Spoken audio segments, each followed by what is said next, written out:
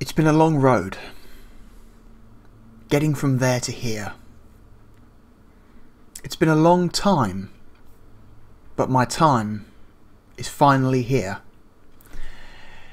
Hello and welcome to the final video in my now far too long running PlayStation 1 series.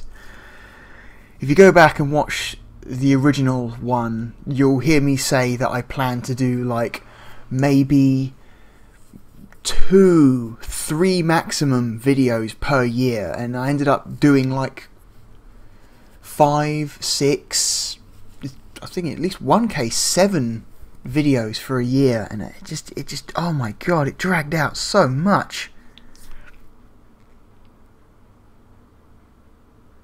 God.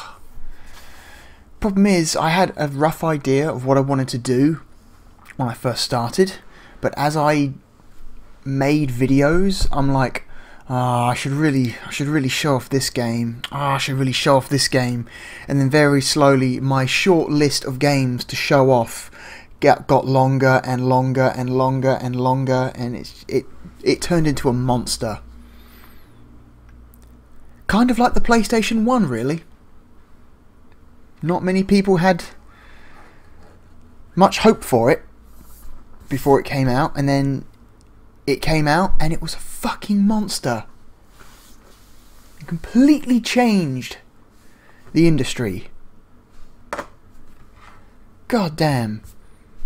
Yeah, we have 3 final games to show off, and all 3 of these games were released between 2003 to 2004. At least one of the games shown in this video will be a late 2004 release, so extremely late.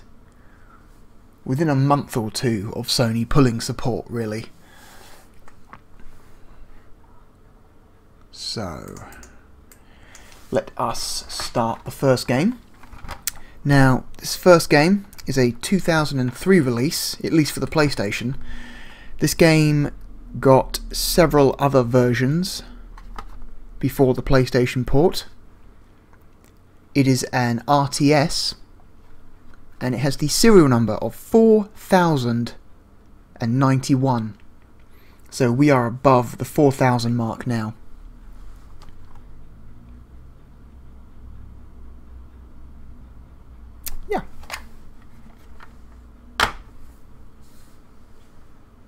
Alright, I'm going to hit this, and I'm going to hit this.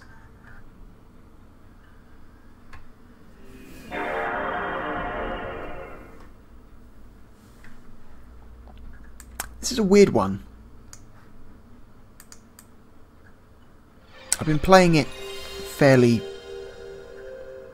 often recently just to try and get my head around it, and I'm still not quite sure I understand it fully. This is a bizarre game.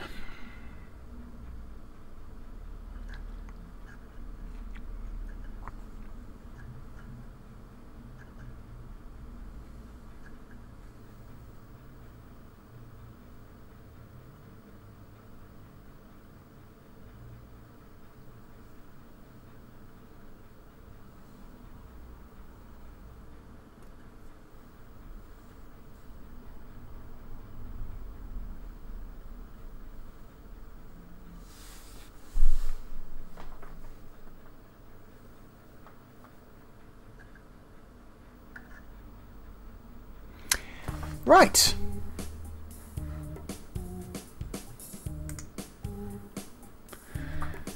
This game is called Baldies, and it is perhaps one of the most bizarre real-time strategy games I've ever played or attempted to play. So this game came out on several platforms before the PlayStation 1 version. The Wikipedia page appears to be a mess. There's not a lot of details. I'm willing to bet this game started life as an Amiga game, there's something about the art in this game that screams Amiga, or at least the art direction, rather. But maybe I'm wrong. It definitely, well, the Wikipedia page does list that it did at some point come out on the Amiga. When that was, I don't know. So, this is your title screen.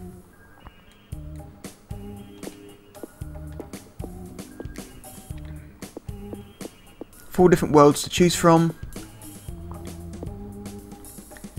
and then each world has about 16, 17 levels per world, I expect.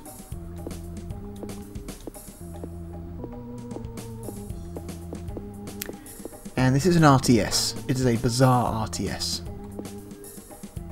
Let's boost the sound a little bit.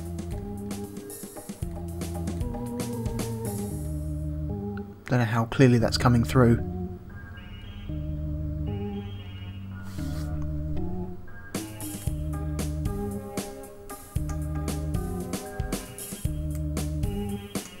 That'll do for now.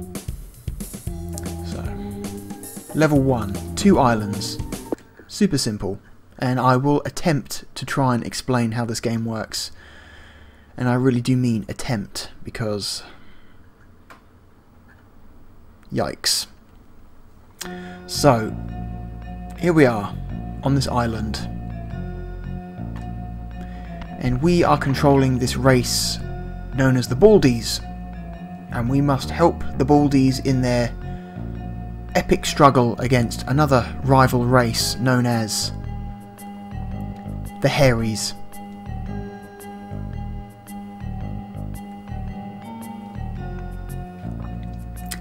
Oh god, where do I start? So, first of all, I don't think this game has mouse support. Let me just double check. I'm pretty sure it doesn't.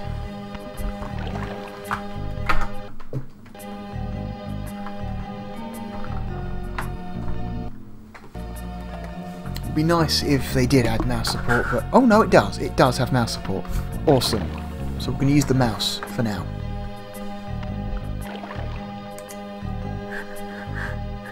Oh man, it's loud. That's better. So, scroll the screen by pushing the mouse to the edge. Nice and simple. And let's see, so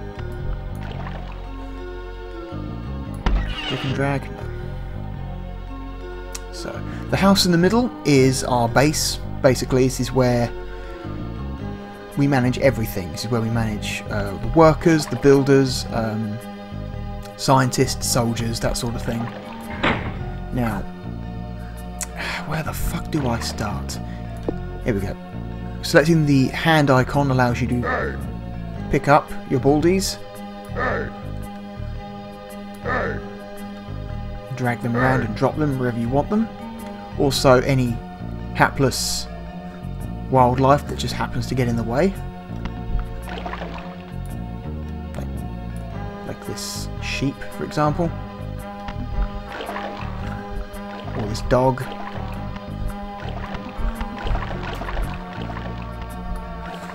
Or this skunk. And the fishies are feasting on them. There's another skunk.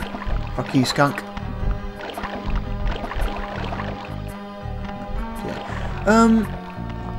Yeah, apparently this game at one point came out on the Amiga. Apparently it was at some point an Atari Jaguar game.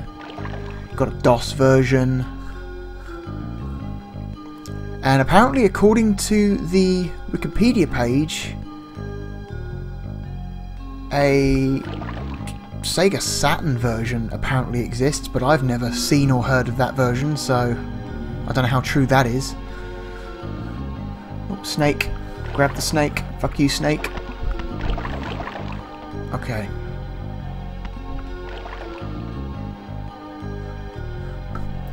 Boost the sound a bit more. It's seems to be a very quiet game. Okay. So,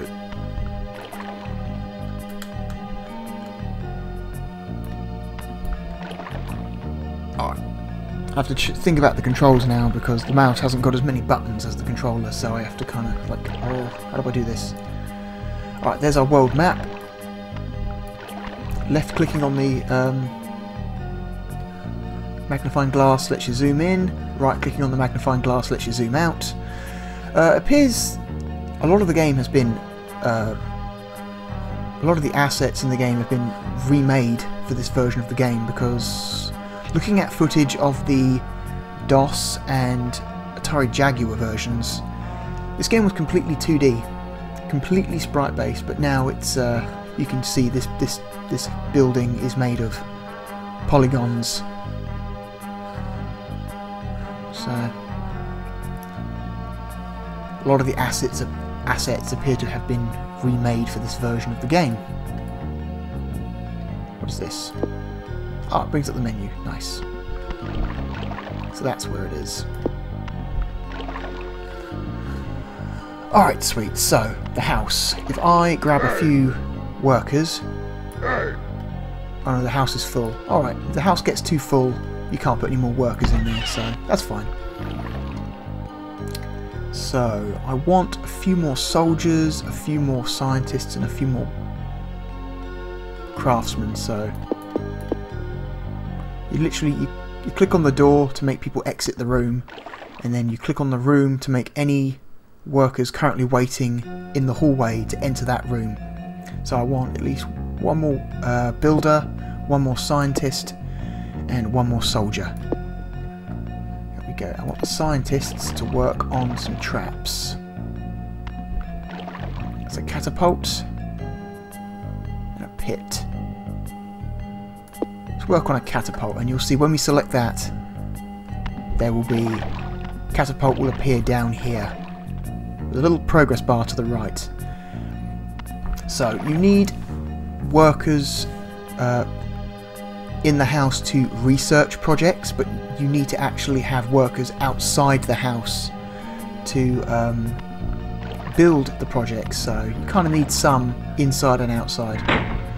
So if I select the builder icon here and drag a box around, let's say 4 of my Baldies, that turns them blue. So now they're now active builders. We'll do the same with scientists. Let's turn 3 of them into scientists. And you'll notice now that I've got scientists outside the house, the little progress bar next to the invention is going up. And now we've got, I think, workers outside, or builders outside. The little progress bar next to the upgrade, the building upgrade, is going up as well. Strong house, science house, small house. Let's build a pit. So, you can upgrade this house to be bigger. Bigger houses are capable of producing more types of inventions, supporting more soldiers, and different upgrades as you go. So you see our starting house has just upgraded to a small house.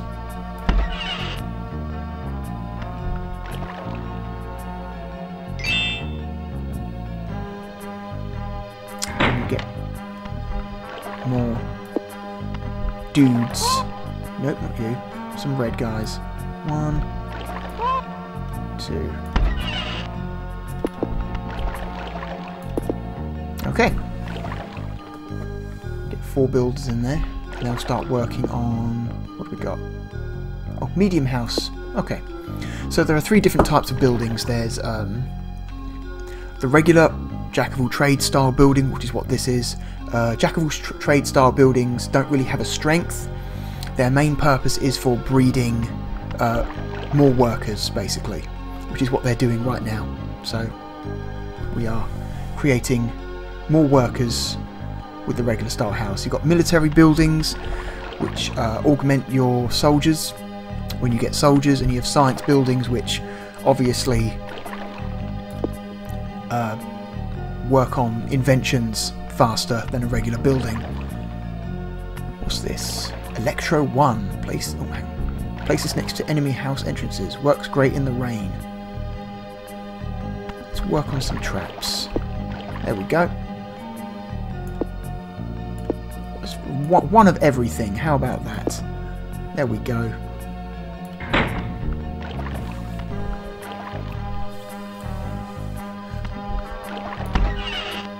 So the builders are hard at work on the next upgrade. Let's add another scientist, another soldier.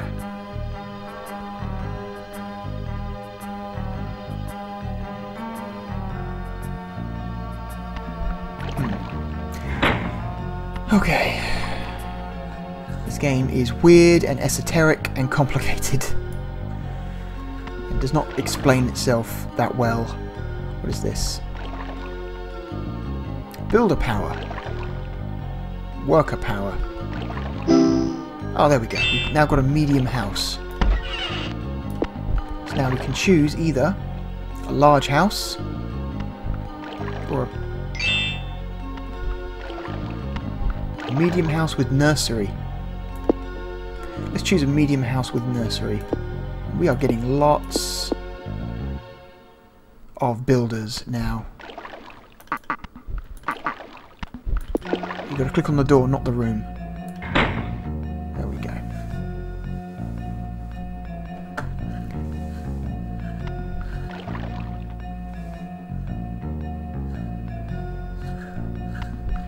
All these sheep. Go away, sheep.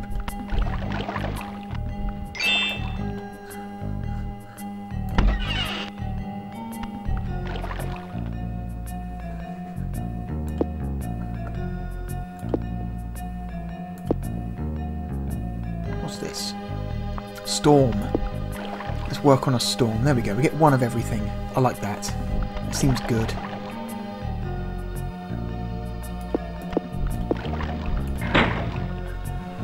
Right, we appear to be building up quite a population now. So let's turn some of our standard red workers into soldiers, which is this guy down here.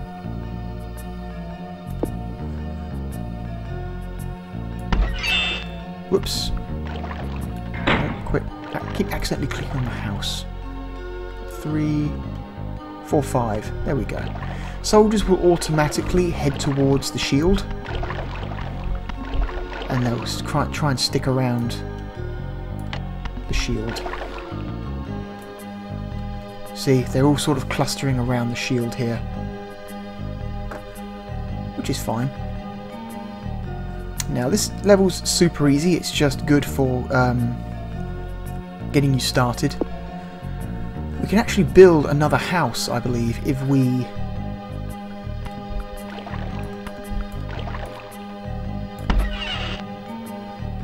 select the house icon down here and then click somewhere here.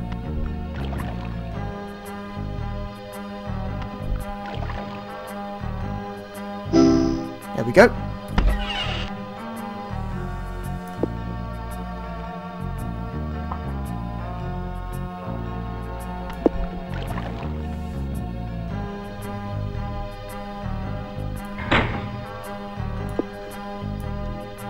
We need to put some more workers in here.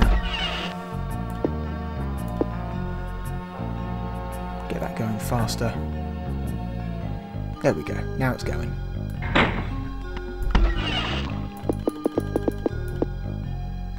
The more workers you have in a building, the faster they breed. So the faster you get more red dudes. This appears to be an all-male population. Maybe the Baldies don't actually have genders. Maybe they like reproduce asexually or something, like plants. They have both. They have both sets of genitals. Maybe, I don't know, because they all appear to be the same thing. Or maybe they're like dwarves.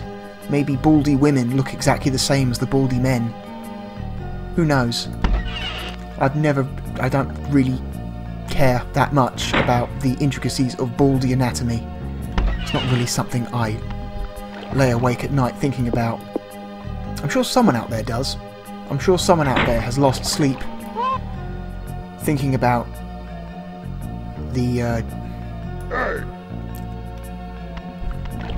biology of these creatures that are clearly not actually humans. They just look a bit human.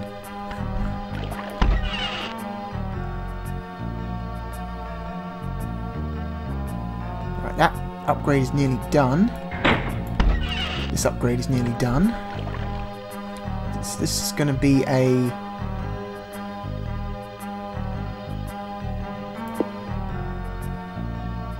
yeah, strong house.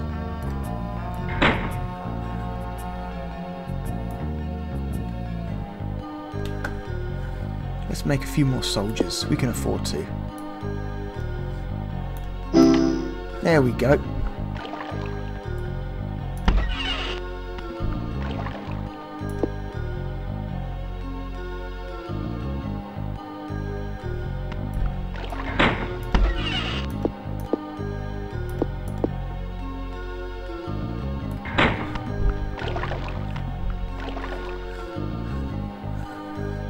Oh, I need... there we go, how about that? Ah, and now our nursery is ready, so you can see our medium house just got an extension. And we can no longer upgrade this house. This house has been upgraded fully. Get some more people out here. So I believe the nursery extension greatly increases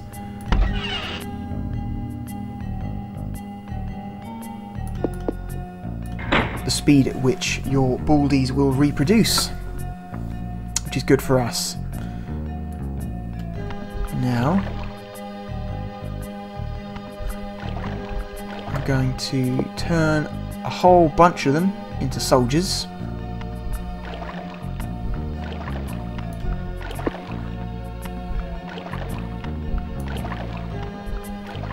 Move the shield, and I'm going to move a bunch of soldiers down here. Whoops. Accidentally killed one, and they're going to take care of this one lone hairy for me.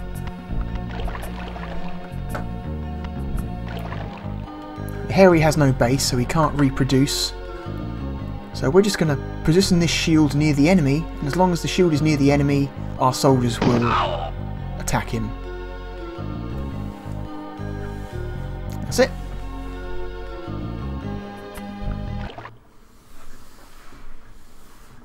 And it's that simple. If you can call that simple.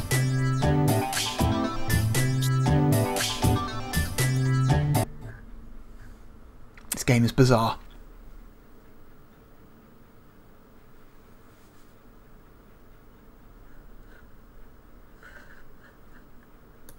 Don't want to save. Don't need to save. So, level 2, 3 islands. We'll play this next level and then we'll move on. This level's a bit harder. Not a lot harder, just a bit harder.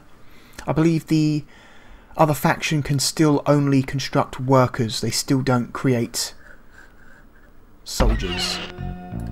Right, first of all, I need to get my population up. So you...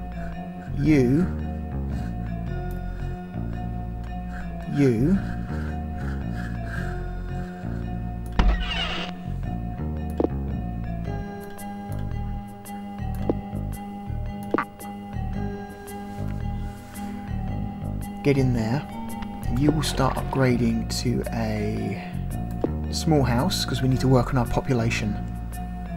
That is our primary goal right now, population.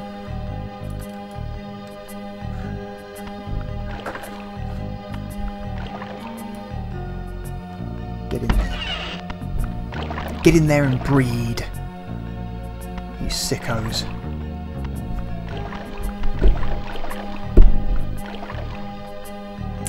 You can turn off the advisor here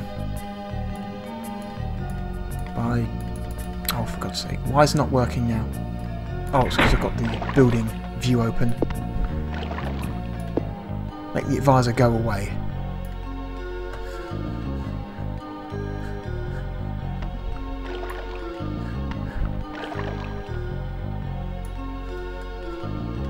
Ah, snake. I don't think the wildlife can actually harm your Baldies. At least none of the wildlife I've seen so far. But it's fun to just pick them up and drop them in the water and then watch the fish eat them.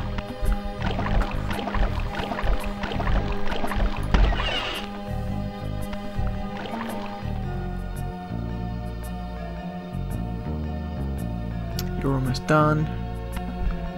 You're breeding, which is good.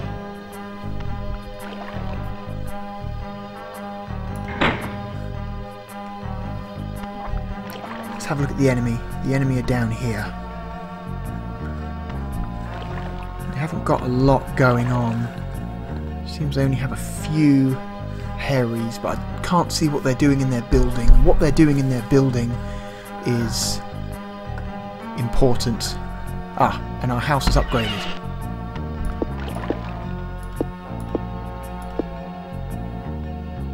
We need a medium house now.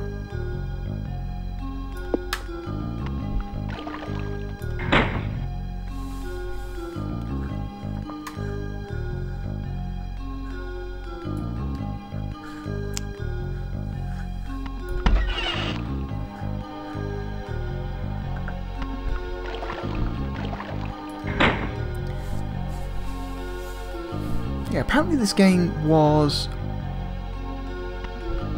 received very lukewarmly when it came out. I'm personally not sure just how accurate this Wikipedia page is, because it says the initial release was in '95, but there is very clearly a 1993 copyright on the back of this box.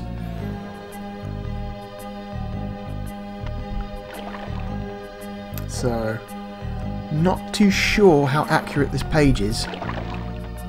I'm willing to bet this started out life as an Amiga game in '93, was ported to the Atari in '95, the PC in '96. I'm willing to bet a Saturn version was planned but cancelled,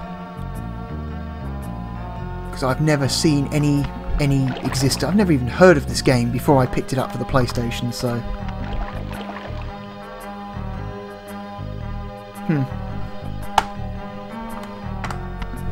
And then eventually, somehow, ended up getting a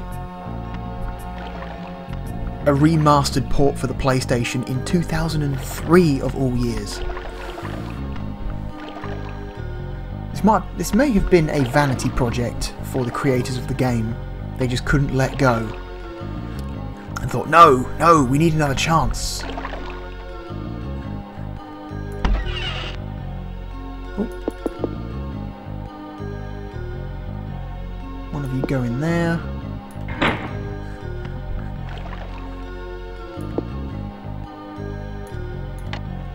Turn you blue. Alright, we're picking up steam now.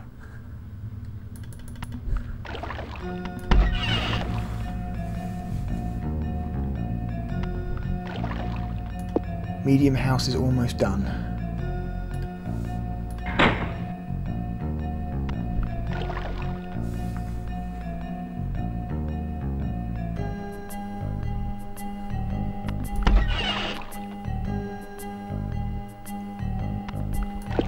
Let's recruit a scientist. Have the scientist work on... We haven't actually shown off any inventions, have we? Scientists work on some stuff. Alright. But then we need to turn one of these guys into a scientist to get it working. How many have we got? We've got 2 builders, 1 scientist, 2 workers. Okay.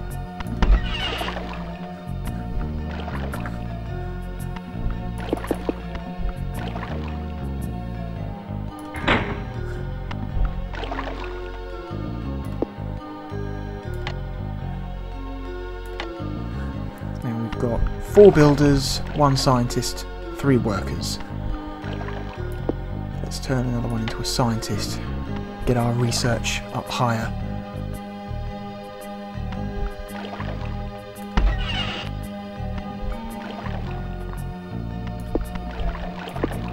Another scientist.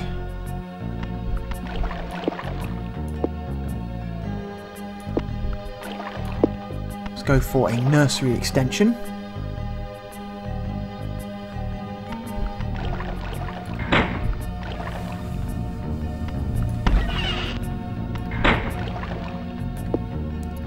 Grab one of these guys, shove him in there, start the breeding process in the second house. You get in there and do whatever you do. Alright, and our 2 inventions have finished, so maybe we'll get a chance to use those at some point.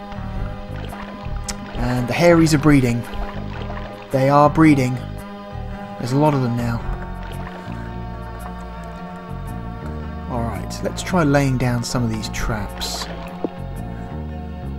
So we click that and place it there. Can we place it? There. Gotta place a cross on the ground. And then some guys will fly over.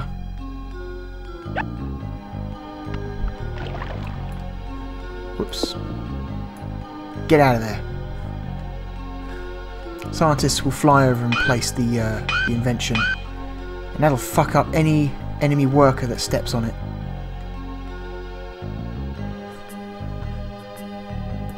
Also, let's place a pit in front of their house, so any worker exiting the house will fall into the pit. Like that. Suck it.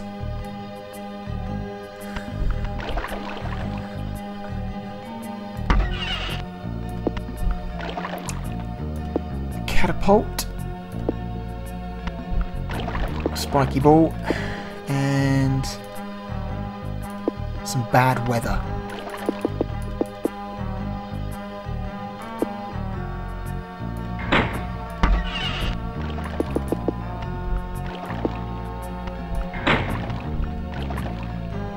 Alright, picking up speed. Now, what happens to my scientists? Do I just expend them? Yeah, I think placing traps just expends scientists. Okay, so free roaming scientists are a resource, it seems. Interesting.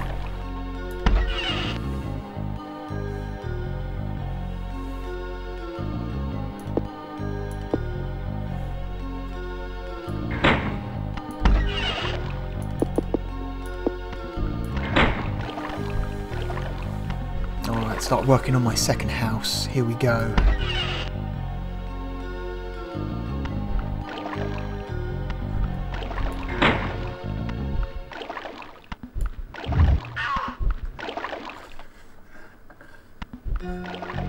Oh. Ah, okay, so inventions do wear out over time. They're only good for so long.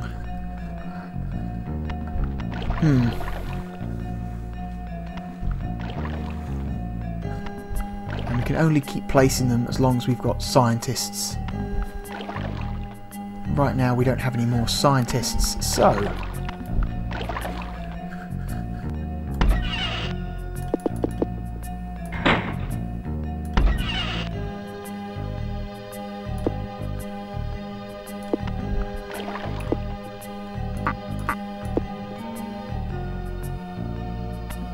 what is that?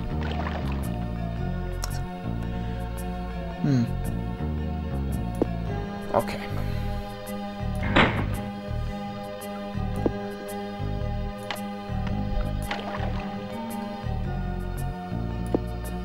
Oh, that house is full apparently.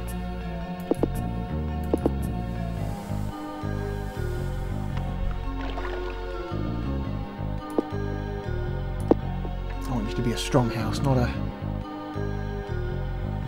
breeding house. Need you for military purposes.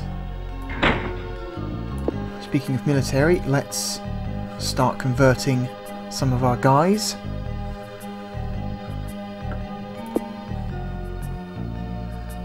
There's a slow build to this game. There's not really like a speed tactic to this game.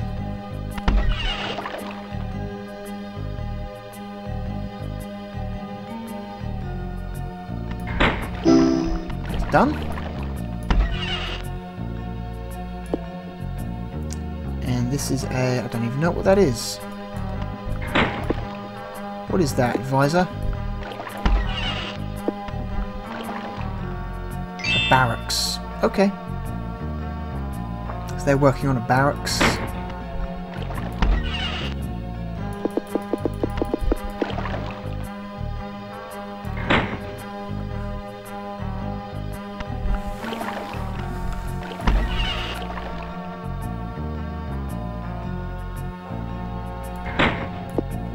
Build some more.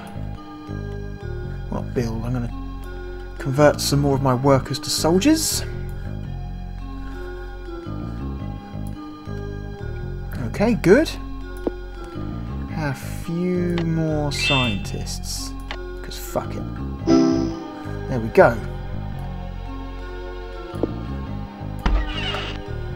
Now we can no longer upgrade this building. And our nursery is also ready.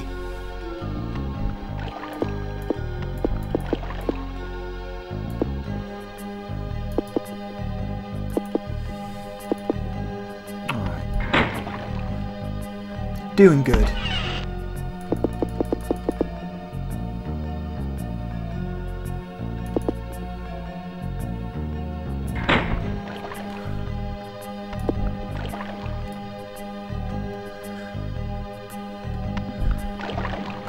All right.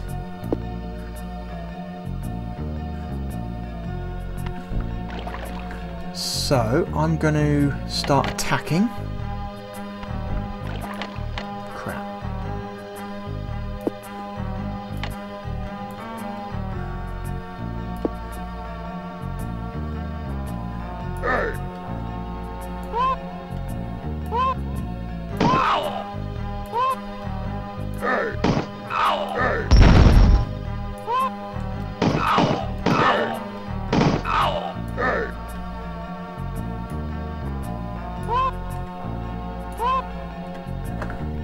Okay, we've got a sizable force on the enemy territory now.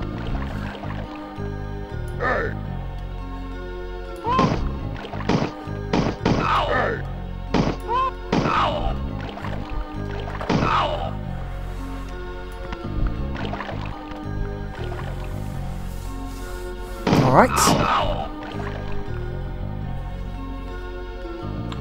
Get over here, guys.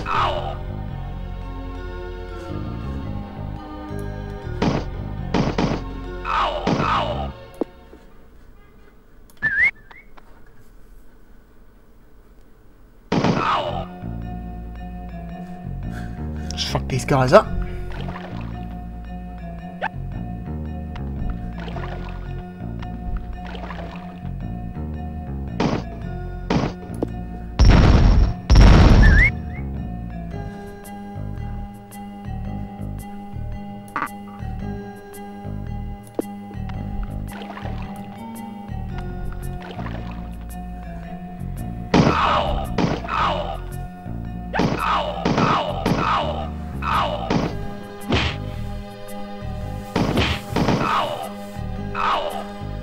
I need to start converting more of my workers.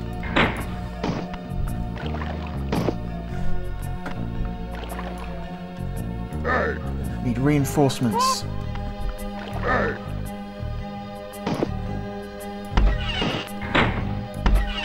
I've got to. I keep accidentally clicking on the...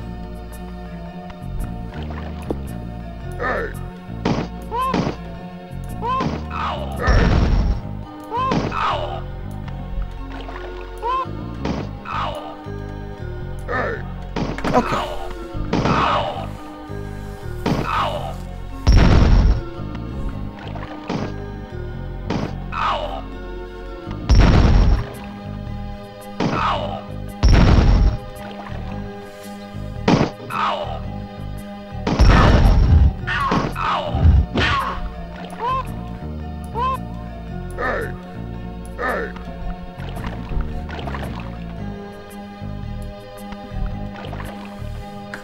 Come on, guys.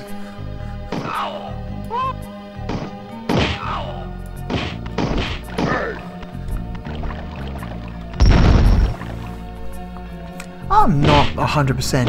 I don't think I fully understand how the combat in this game works. It is kind of a mess.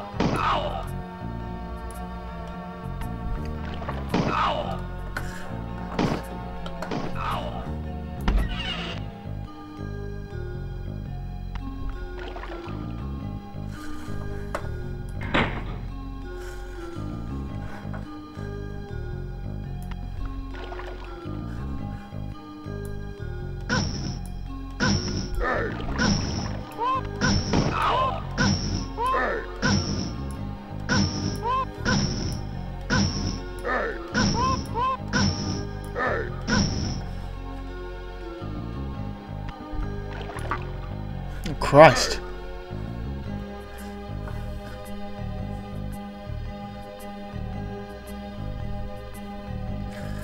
No idea.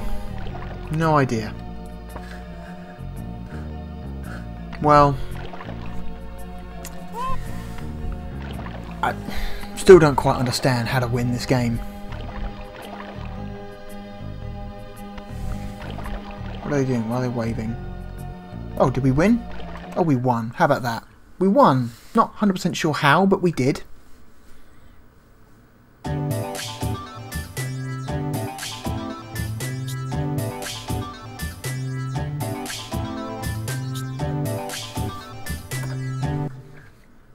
I'm going to save, and then I'm going to move on to the next game.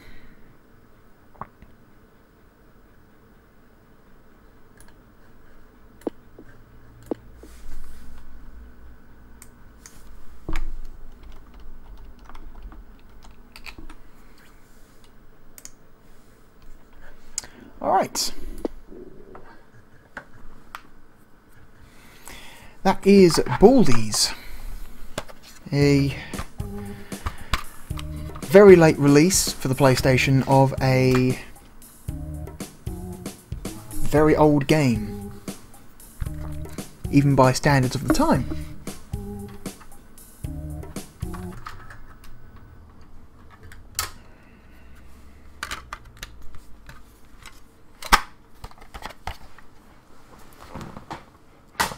And I barely understand it.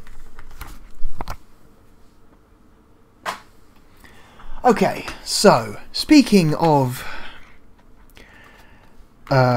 old games for the Amiga, which shouldn't have ever received ports to modern systems,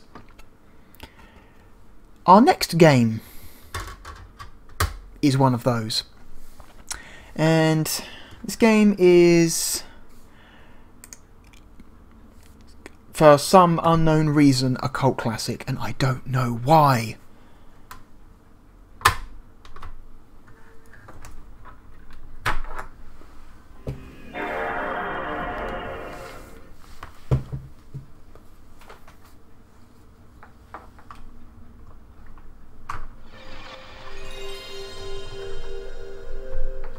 It is a platformer, and it has the serial number 4112.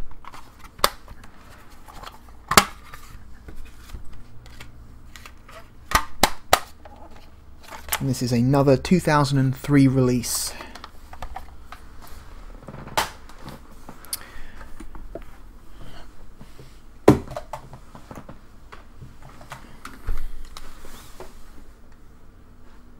And it's just embarrassing.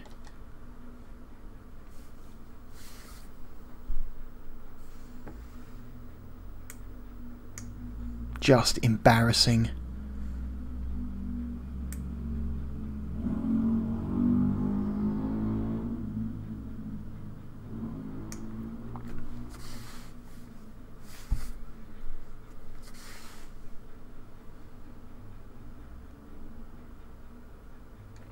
No, I don't want to create a file.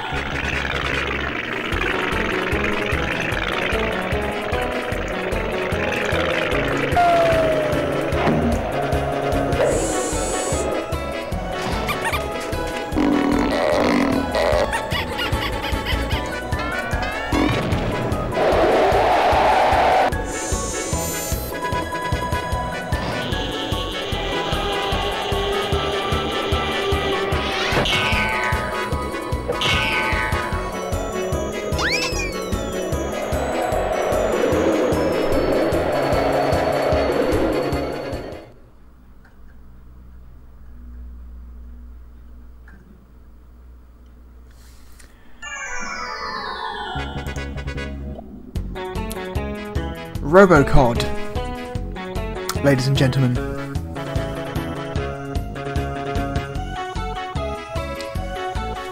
This is like the 25th port of James Pond 2.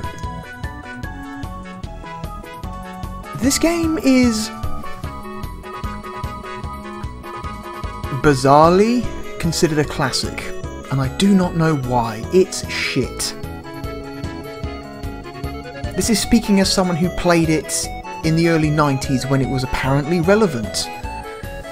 I always considered this game bad, even when I was little.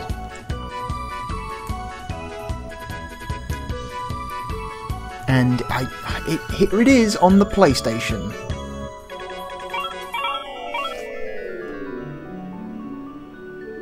Ugh.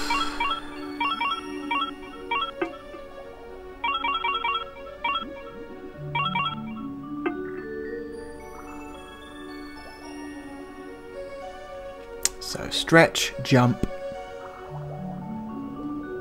scroll mode.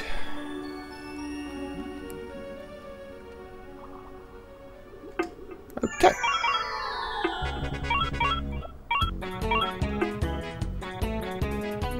There's even like a shitty remix of the Robocop theme. No. I'm sorry.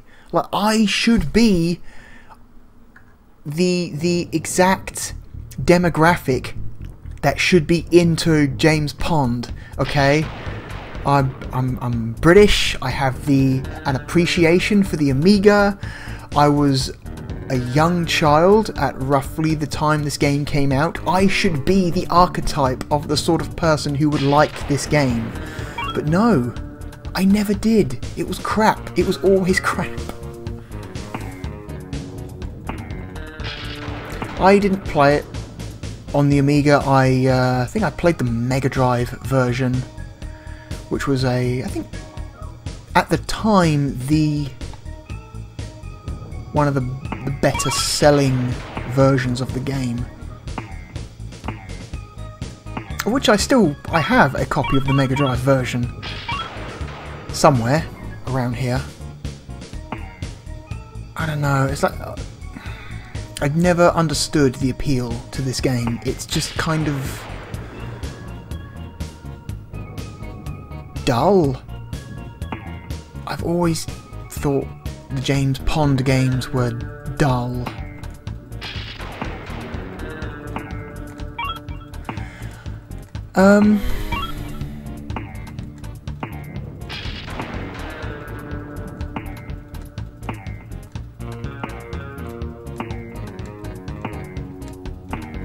So this is our hub world. This is where we can access every level in the game.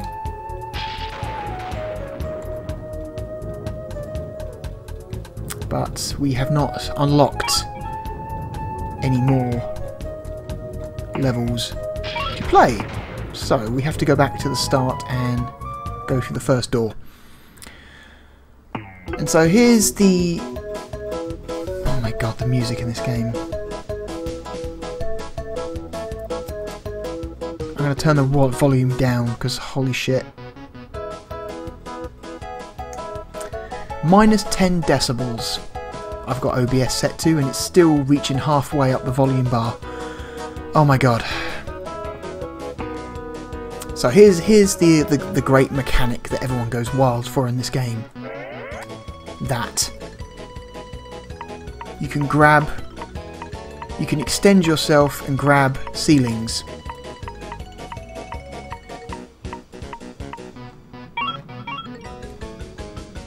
That's the great mechanic that everyone goes nuts for in this game.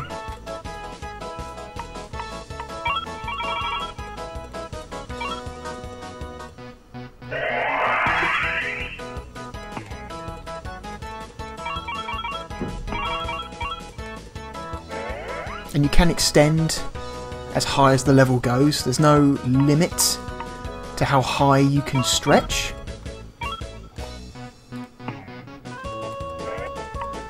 Which is like cool for like 5 minutes, and then it just kind of loses all of its appeal. So,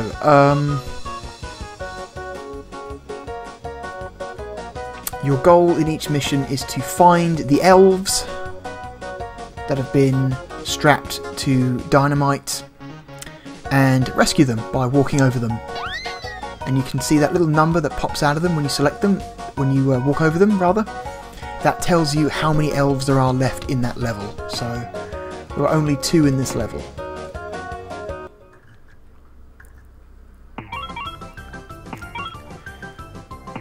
Oh god, bonus level. Oh, and the controls are fucking slippy slidey as hell. Oh god, stop. Stop sliding! Stop sliding! Fuck. It's just got a lot of inertia. You get moving and you stop moving and he keeps going. You see? I'm gonna...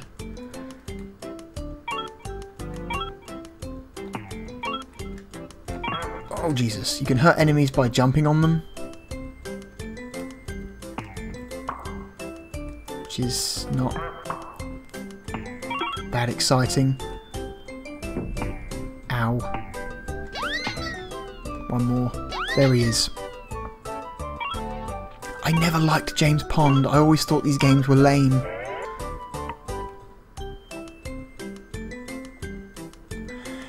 Let's have a look, shall we, at just how many fucking versions of this game. So, original release in 1991 for the Commodore Amiga, Atari ST and Sega Mega Drive. Ported to the Commodore 64 and Game Boy in 1992. Ported, re-released in an upgraded form for the Amiga and the Amiga CD32 in 1993, as well as being ported to MS-DOS, the Super Nintendo, and Sega Game Gear and Sega Master System in 1993, as well as something called the Acorn Archimedes, which screams like educational computer, like the sort of computer like a school would buy. It's going by the name. Then mercifully not ported to anything else for like 10 years, and then 2003 coming out for the Game Boy Advance and PlayStation. I believe they again reworked the graphics. I think they redrew most of the sprites for the PlayStation and Game Boy Advance versions. Get this, ported to the PlayStation 2 in 2006. There's a PS2 version of this game, and I've looked at footage of it, and it is identical to what you're seeing right now. And then released on PlayStation Network as a PS1 classic in 2009.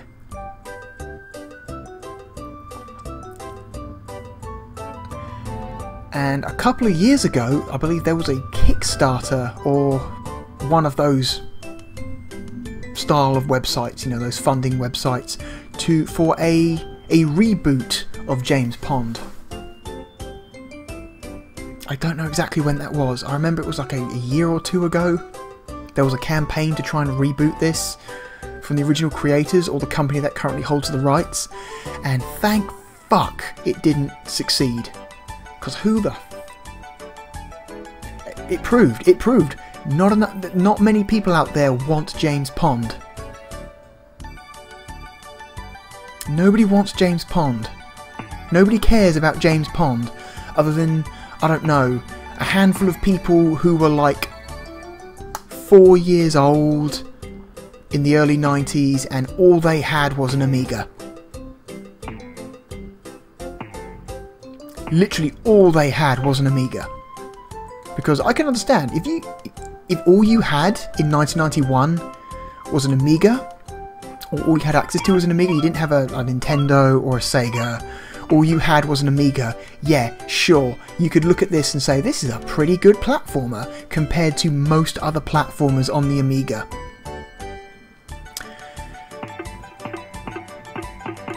If you were some poor, like, could you imagine if you were like a young child in 91 and you had like a brand new, you know, Sega Mega Drive, and all your friends had like Sonic, you know, because Sonic 1 would have come out in 91, and then it's at Christmas and your parents give you a present and it looks like a Mega Drive game. You're like, oh fuck, they brought me Sonic, and you unwrapped it and it was James Pond. I would have fucking cried.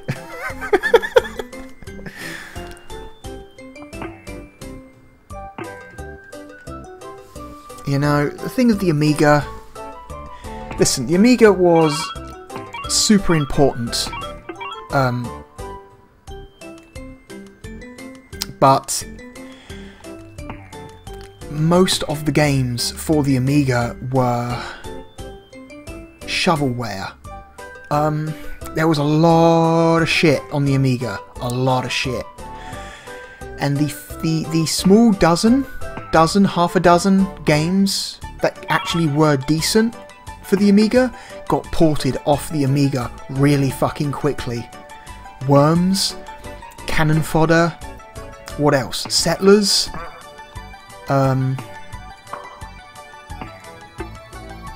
Elite. No, that's not an Amiga game, that's technically a BBC Micro game, but Elite came to everything eventually. There's even an NES version of Elite. Did you know that? I didn't until like a week ago. Like, shit, alright.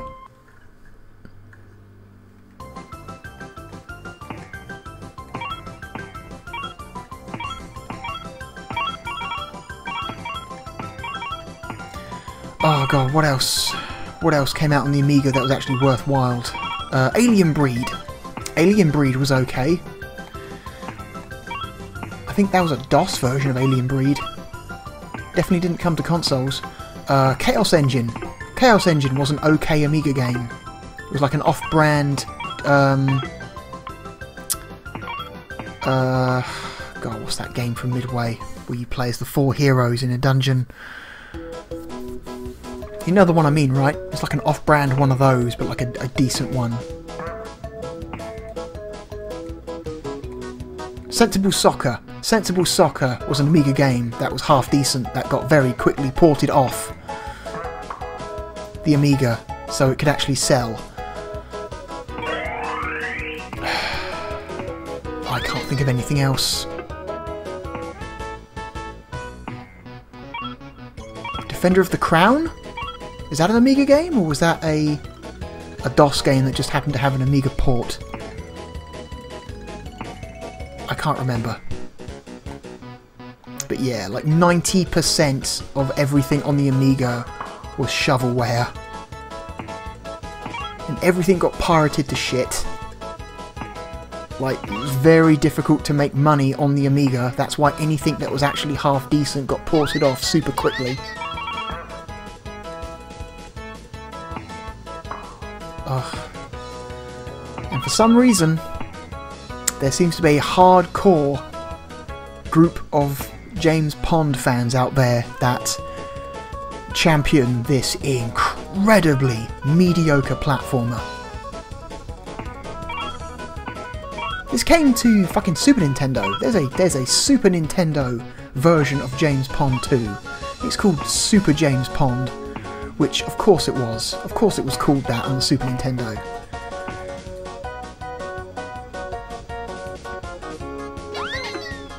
Oh shit.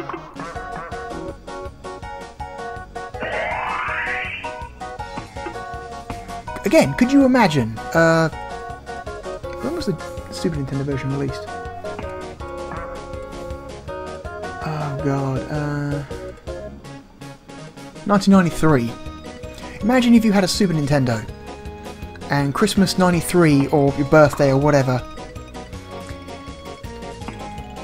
you got given this instead of something like Super Mario World, you know, or Super Mario All-Stars even. Like, fuck. That's a bummer.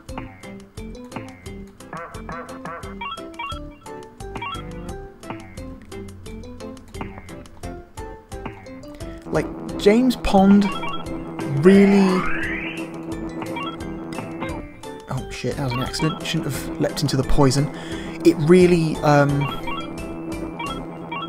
typifies the average game on the Amiga. This pretty much represents the quality of most Amiga games. Again, I have an appreciation for the Amiga. I'm not some fucking hater who's just talking shit because he can, you know. I appreciate the Amiga and what it did, but fuck man, I'm not crazy.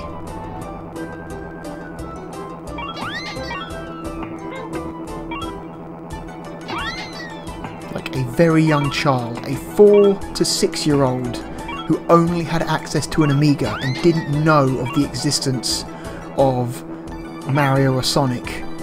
Only a child like that could appreciate a game like James Pond. Whoop, shit. Missed the elevator. There we go.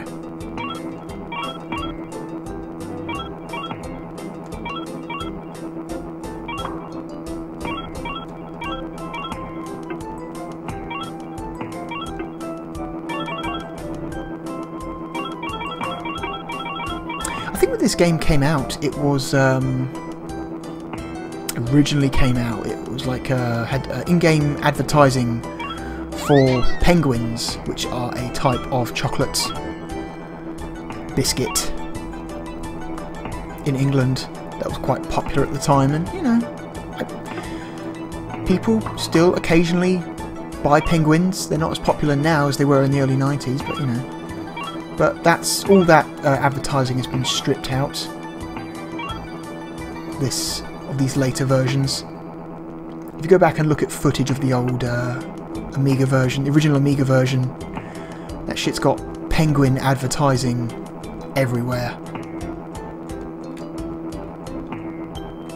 I believe you weren't even rescuing elves, you were rescuing penguins that were tied to dynamite, not elves.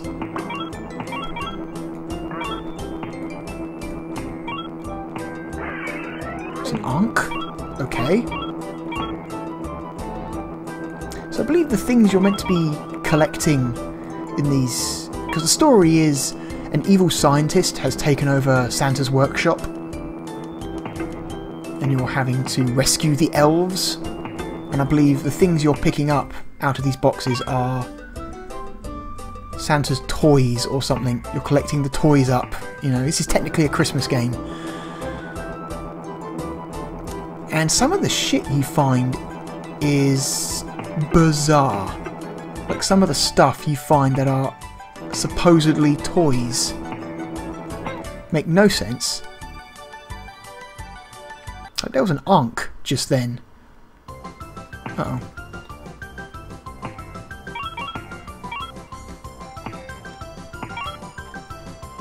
Oh shit. Oh, his platforming is not great. Fucking super floaty, there's a ton of inertia when you try and stop. Okay.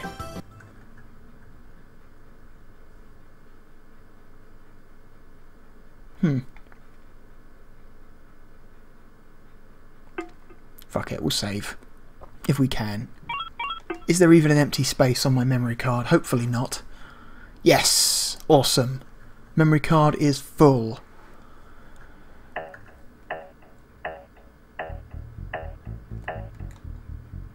Okay, so that's next.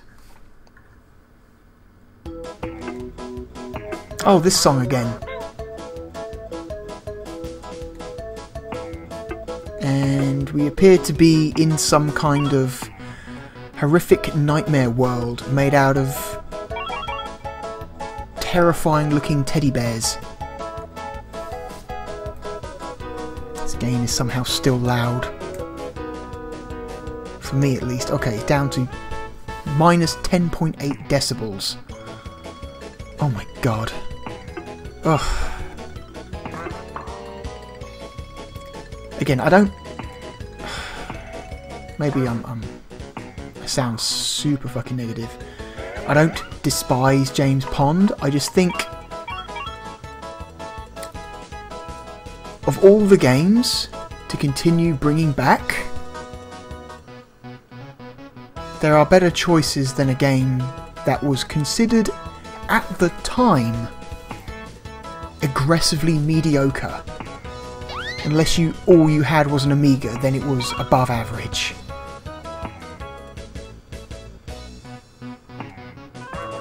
Like, what the fuck is this? Like, why is Glover in this game?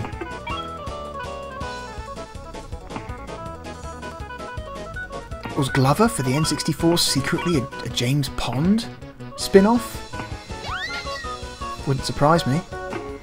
One aggressively mediocre platformer spawning another.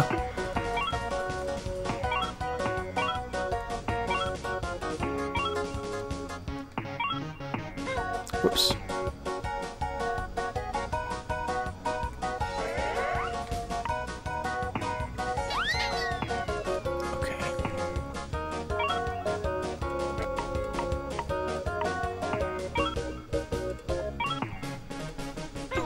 Fuck.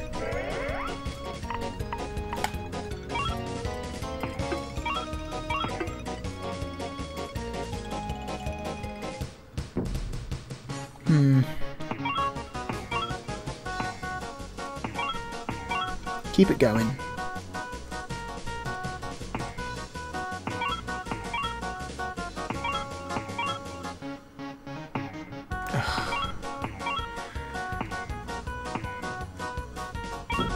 Jesus.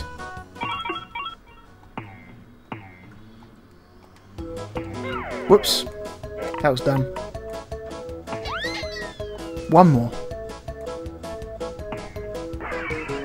Checkpoint. Okay. Oh, Jesus. Don't hit the poison. Oh, God.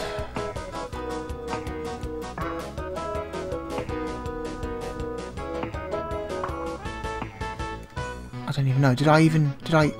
Maybe I didn't. Maybe there are no elves up here.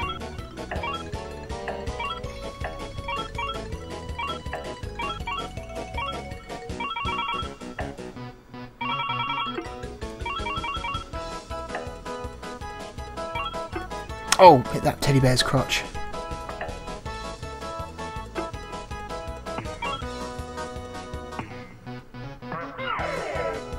Crap. Fuck.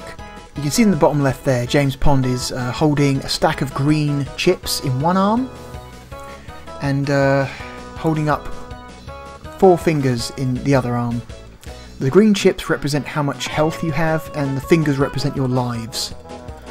If you're wondering what that means. Okay.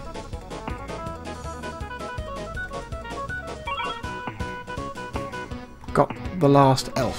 Fuck. Oh god, I just wanna... Nope. Okay. Fuck. I just miss it.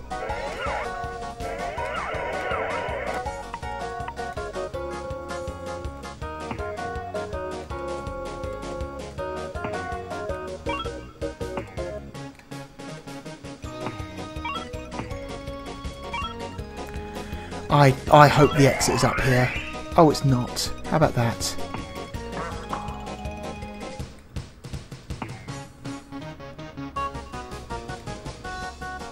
Fuck! That's bullshit. A lot of blind drops in this game.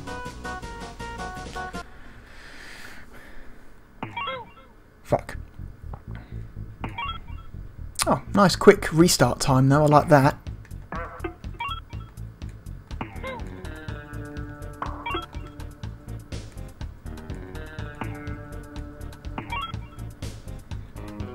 Got to time this, okay.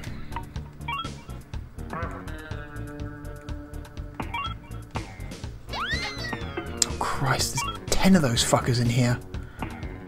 Really?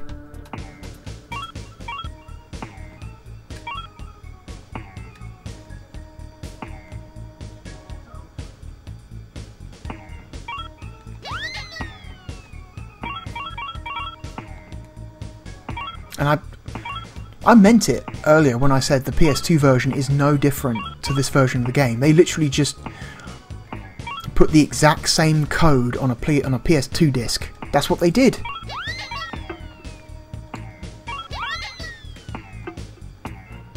Clearly, the people responsible for this game must clearly be so in love with their own creation. They're blinded. They can't see just how not amazing this game is.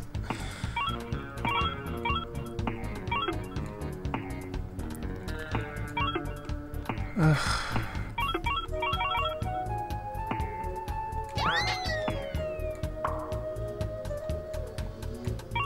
It's just incredibly mediocre. Oh, snakes. Fuck it. Nope. That's enough James Pond. I refuse to play any more James Pond. I never liked James Pond. James Pond can go to hell.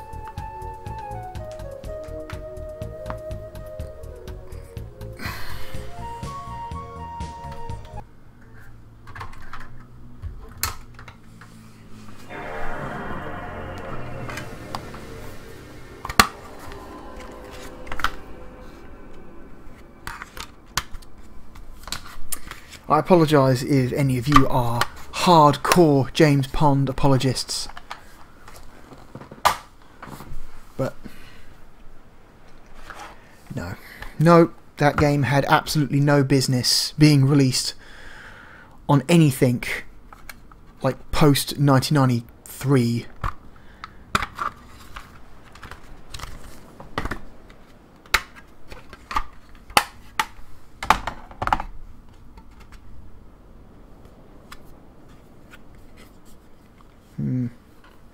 Alright.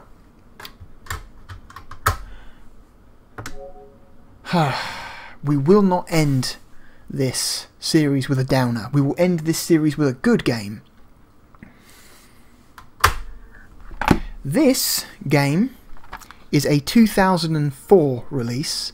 I believe November 2004, so extremely late. So, among the last handful of games released for the PlayStation. This game's serial number is 4163. So this is a rough approximation of how many software titles were licensed for the PlayStation. Not all of them were games. Some of them were probably dev tools or weird one-off pieces of software for, you know, for different purposes. But yeah, around 4,100 pieces of software were licensed for the PlayStation. That's fucking crazy. This is a game from Konami, and this game is from an extremely well-known and well-loved and long-running series, several of which were released for the PlayStation 1, and this game, I believe, was the very last one to be released for the original PlayStation.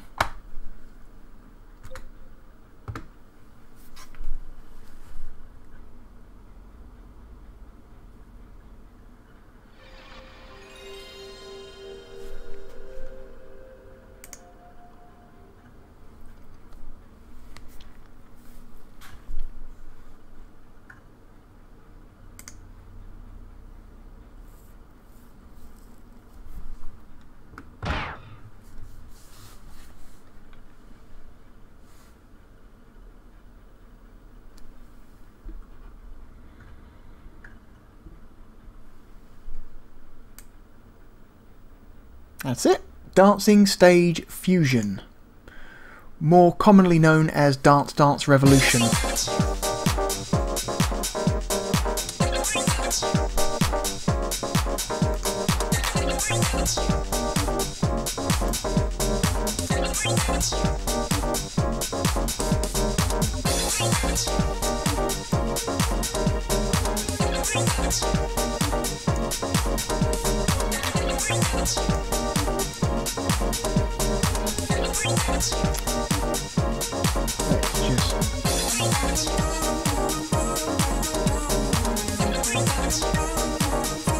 Fix this.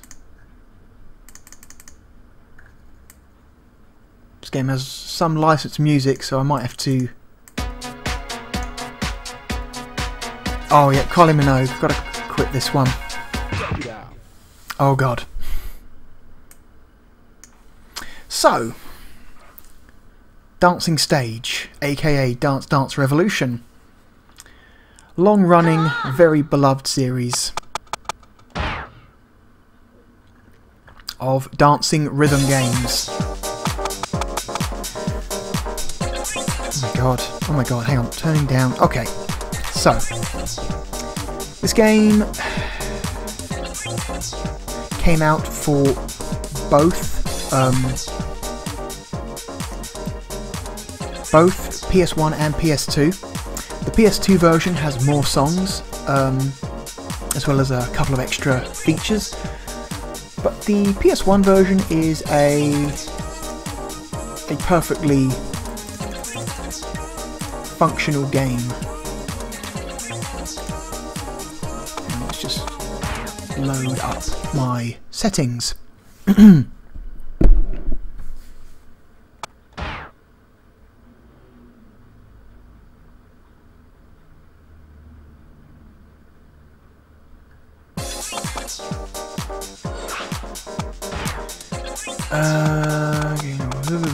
Event mode, game stage, on. Okay,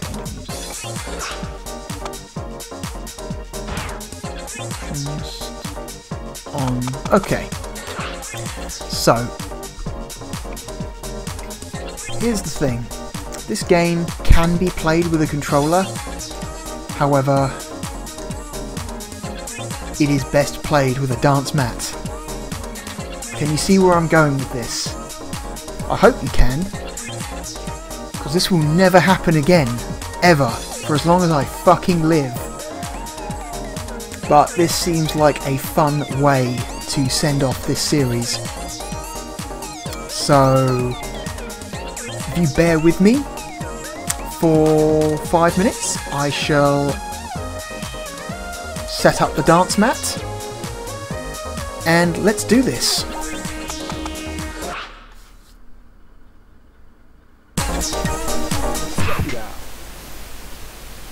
Okay, here we go. I'm going to regret this. I'm currently wearing a clip-on mic that's clipped onto my collar. That's what this little cable is here. Hopefully it doesn't sound like complete shit. I know it's definitely not as higher quality as my regular USB mic, so we'll have to deal with that for this one segment. Okay, so I'm going to hit start. I'm not using an official Konami dance mat. This is a third-party Logic 3 dance mat. So let us select standard game mode. Oh. I will say that my since I'm using a capture card, it is introducing 1 to 2/10 of a second delay into the game, so we're going to see how well I do through my capture setup. No promises, I'm probably going to suck.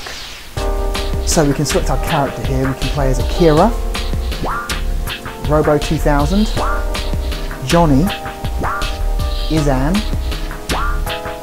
Rage, Astro, Consento 3/2, Baldo, who is my personal favourite. Baldo's cool. Uni, Maidzukin, Jenny, Nina, Emmy, or Charmy, or Evil Zukin, Tracy. There's a lot of characters in this, my god.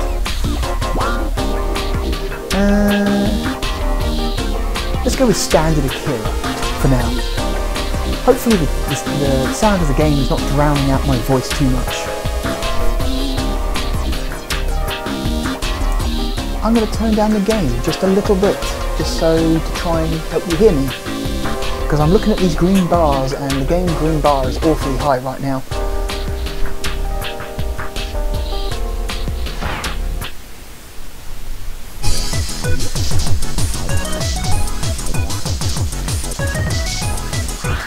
So we've got a selection of original music for the game and some licensed music.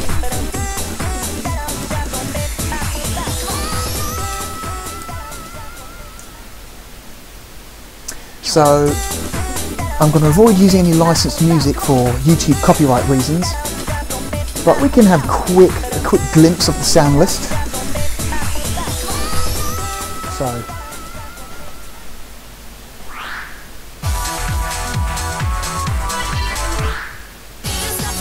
some Naoki right there. Naoki making a lot of stuff for these games for a while. Some Kylie Minogue. Some J-pop. You're into some J-pop. Sugar Babe. Some Daniel Bedingfield. The Darkness.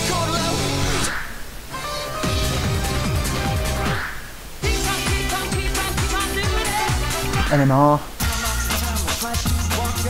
Mitsuo,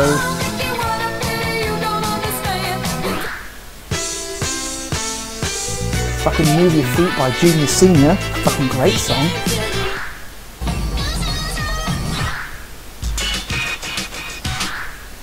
We're going to keep to the in-house music from Konami for this. We're going to go with some Still in My Heart by Naoki. Alright, here we go. Okay, here we go. Wish me luck. Oh, Jesus Christ. No, that's too fast.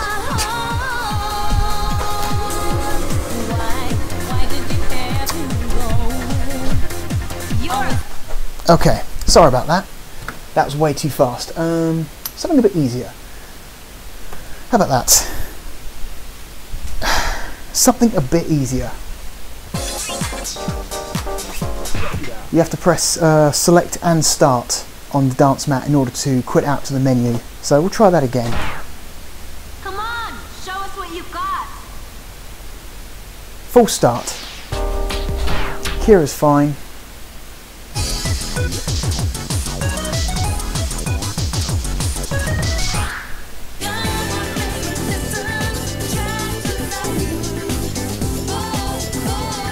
You know what? Try beginner.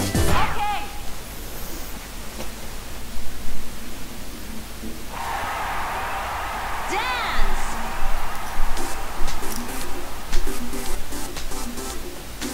Okay. Something super basic.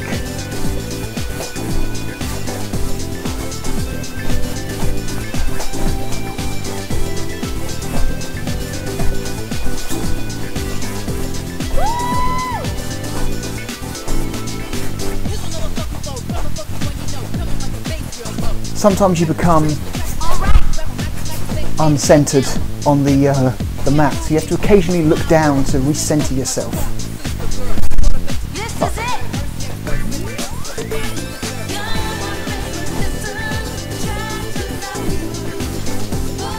You're the best.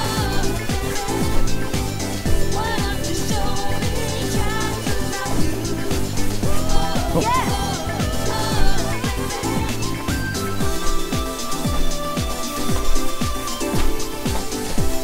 This is it.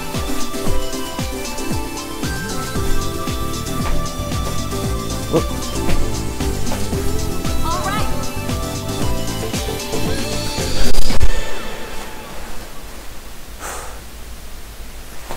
That was piss poor. Piss poor.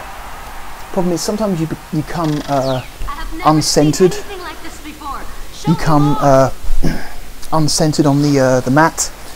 So as you're moving, you start drifting backwards or drifting forwards, and occasionally it helps to just kind of glance down, make sure you're still in a central position on the mat, because it's very easy to misalign yourself. When you think you're hitting the left arrow, but you're actually hitting like the triangle or the X or something. Let's try something else, shall we?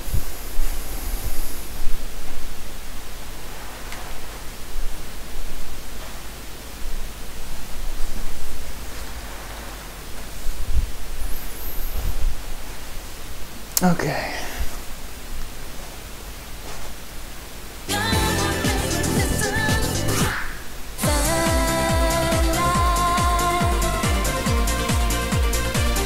Okay.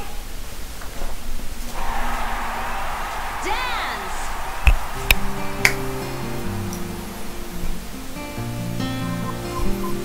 Okay.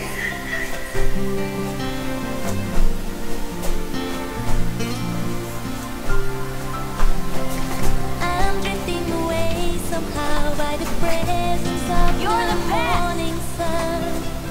I'm falling into the night as I can see you shining bright. You're the best.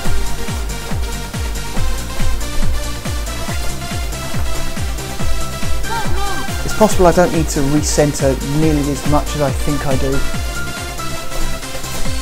Whoa.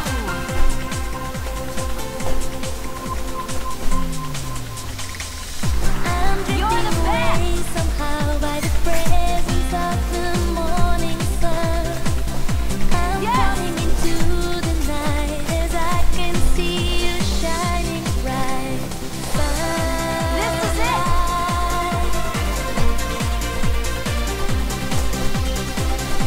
Good move.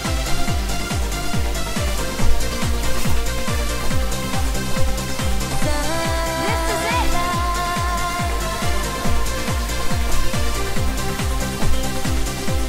Great.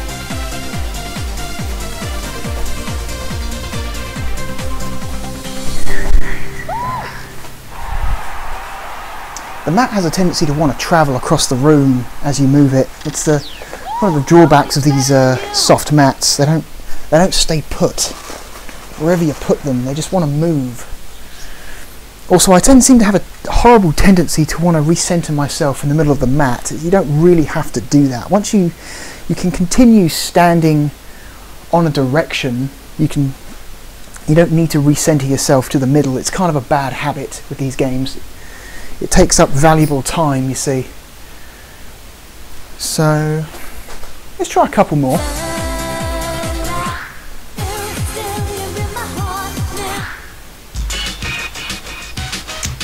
Some Paranoia Maps, Dirty Mix. That sounds good. Okay.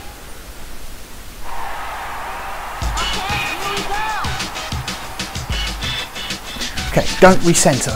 Don't recenter. Don't recenter.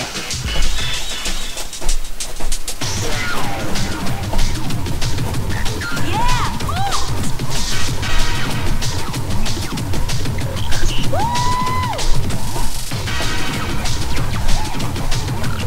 Perfect. You're the best. Good move.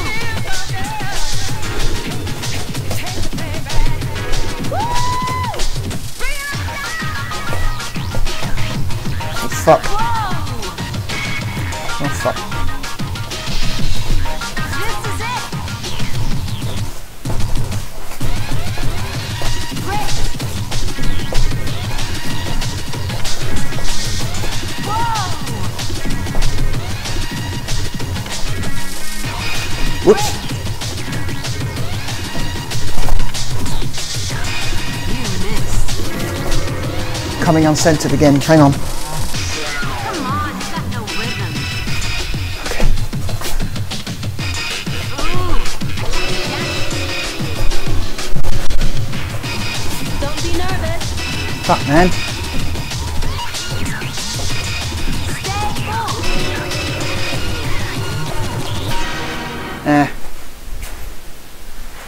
You see what I mean though, right? You just end up kind of travelling across the room. This is the problem with these mats. They don't stay still. They just want to move everywhere. I did the first like half of that song okay, but then it sort of fell apart by the end.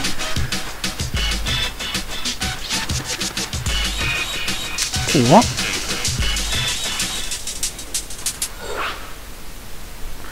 Let's try a different character. How about that? Come on, show us what you've got.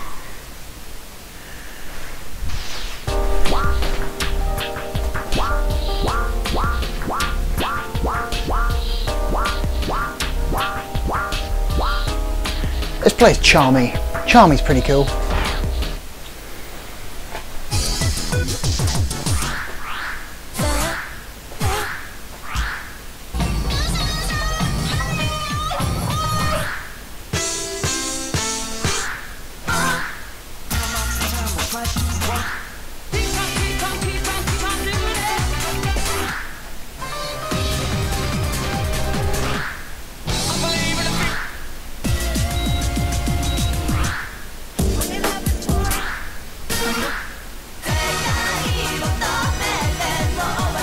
Let's try some fucking J-pop. Let's do it.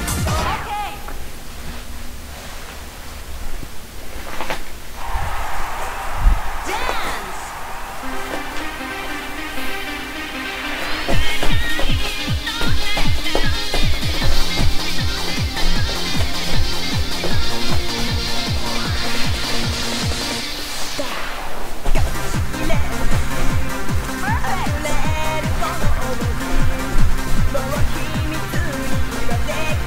You're the best.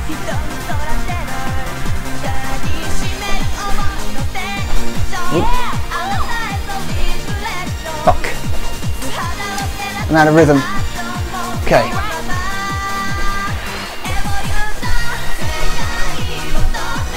This is it.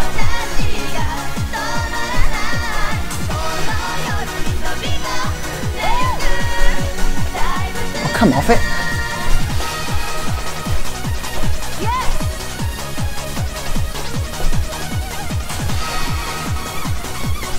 All right. Ugh.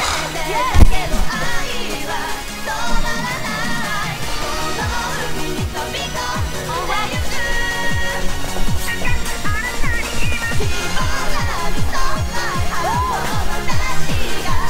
Again, I have this horrible urge to recenter myself on the mat, which is a bad habit.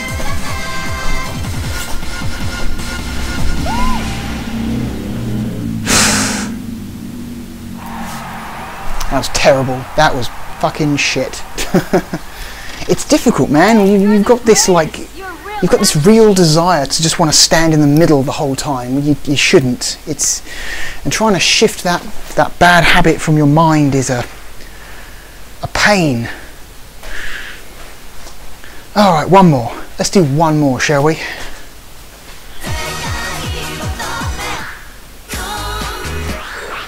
Oh shit! Did I just select? Okay. Ugh. Let's get back in. Come on, show us what you've got.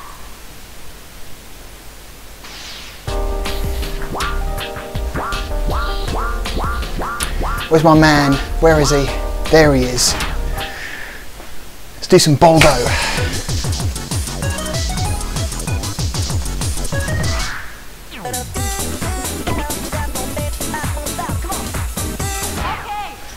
That'll do nicely. Some stupid barber. Right. Do not recenter. Okay. Oof. Don't recenter.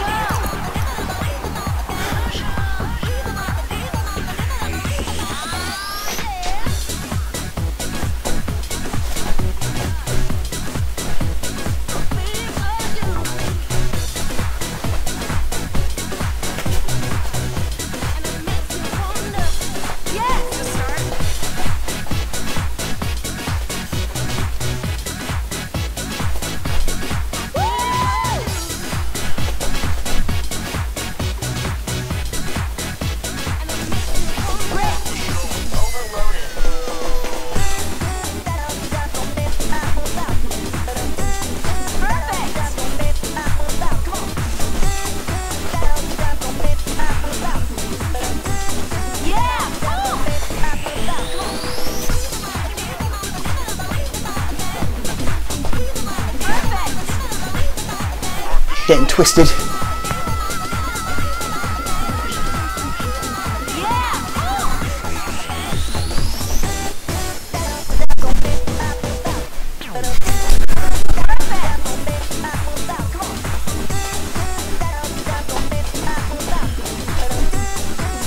Oop.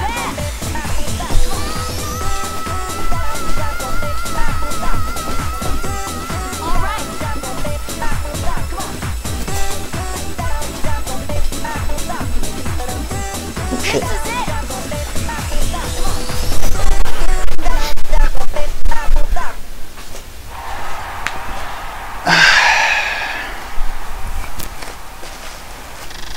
I'm impressed. It brought tears to my eyes. Thanks for a great show. No, that was poor. You get the idea, right? You get the idea. That's what matters. Okay. Switching back to normal view. I apologise deeply for that. I will never do that again as long as I live. At least not in front of a camera. So yeah, fun games. If you can get like perfect like environment to play it, those like cheap soft dancing mats, they're like fine in a pinch, but you know they travel across the floor, they bunch up when they shouldn't. Oh shit, I'm just gonna turn this off. How about that? So you can't hear it anymore. Cool game. Difficult, very difficult, especially if you're using a cheap soft mat. You can actually buy like very expensive, like hard, like plastic and metal, like dance platforms for these games. You can go on eBay, they're like 200 quid for like one, you know. And I'm sure some people have pushed the boat out and bought like the proper like hard ones, you know, big heavy ones. Obviously not as big and as sturdy as the ones in the arcades, but a lot better, a lot more sturdy than the cheap soft ones. These are fun games. Yeah, I tend to have like a really bad habit of just wanting to return to the middle of the map the whole time. You don't have to do that. You can just continue standing on the last direction you stood on and move from there. But nope. That's a... yeah. Anyway, Dancing Stage Fusion. A good send-off for the PlayStation 1. These games are fun. Anyway.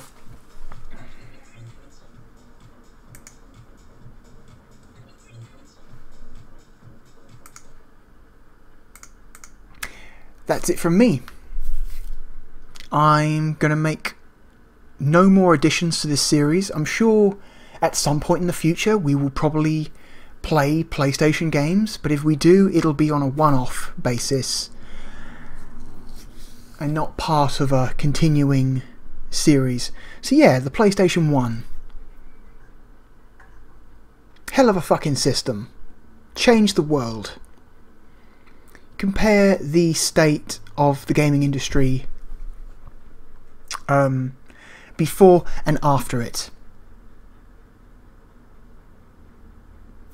When the PlayStation 1 first arrived, Nintendo was the most popular company, Sega was a close second, nobody believed Sony could do it, and then early 2000s, like Sega as a independent hardware producing company no longer exists. Nintendo got firmly stomped. It's like, holy shit. Yeah, man. PlayStation 1, hell of a fucking system. God damn it. Changed the fucking world.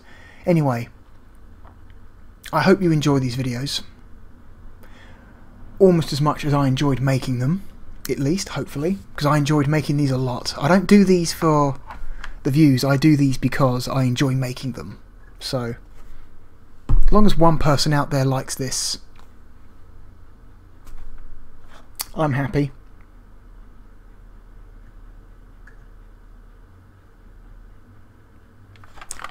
Dancing Stage Fusion, everyone.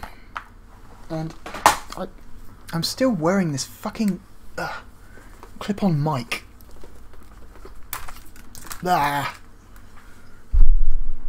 This thing probably sounded like shit. I won't know until I put the video together, so. I bought this like 2 or 3 years ago. I've never used it. This was the initial test of the clip-on mic. Hopefully you can understand what I'm saying. Anyway, that's enough from me. This has been the history of the PlayStation 1 series, and I am the Real Blue Dragon. Thank you and goodbye.